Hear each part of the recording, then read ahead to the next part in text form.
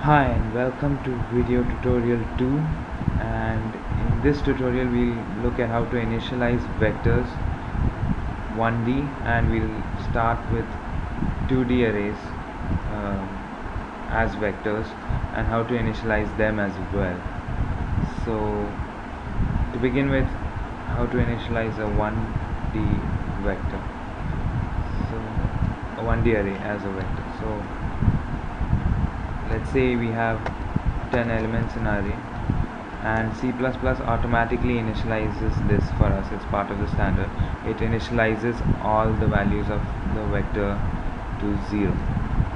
So to do this, you use round brackets, not square brackets like in C++.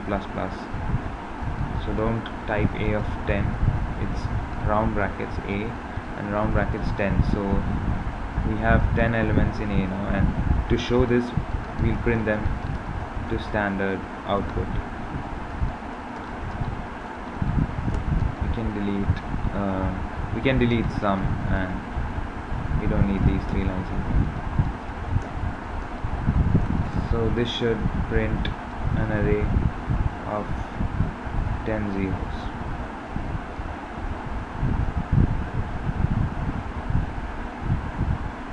And you can see we get 10 zeros. Let's see what we have to do if we want to initialize it to another value. Let's say we want to initialize it to 3.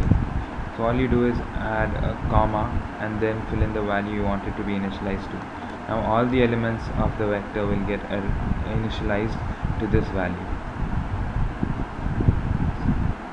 So again, build and run, and you can see now the array has 10 threes. Yeah, 4, another 4, and so that's 10.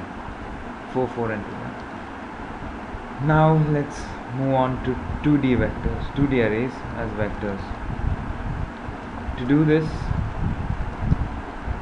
we earlier had every element of the vector as an int, but now we want every element of the vector to contain another vector. So we replace int with another vector, and we need to specify what type this vector will contain as well. Don't try not to do this, because the compiler may get confused with the output with the operator for cn, yeah, the double right angle bracket. So leave a space between the right angle brackets. And yeah, so let's just use another vector of integers, and we can initialize this as well. So let's just initialize it to 10 elements, all of 10 elements, and this does make sense. Yeah, it's not 10 elements of all 0, because now this refers to this.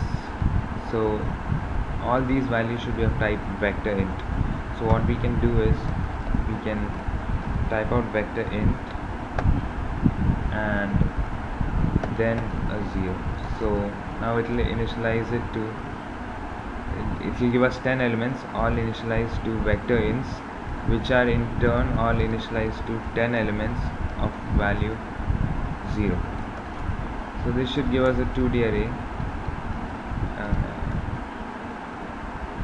with all elements initialized to 0, a 10 into 10 array. So one thing you can do in C++ is you don't need the initializers to be outside the for loops.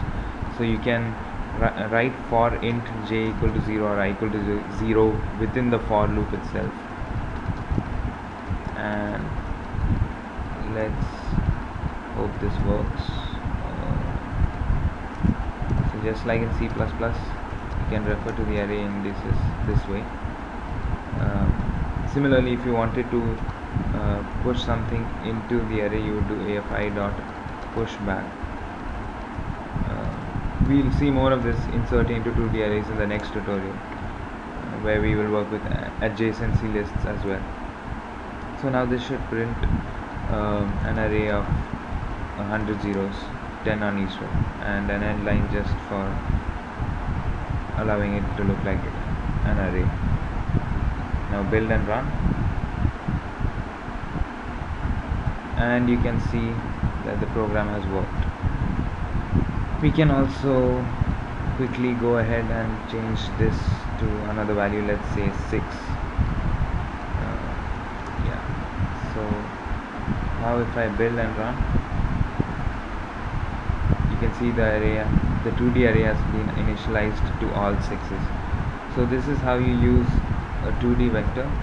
I'll show you how to insert into a 2D vector and properly use a 2D vector in the next tutorial. Thanks for watching.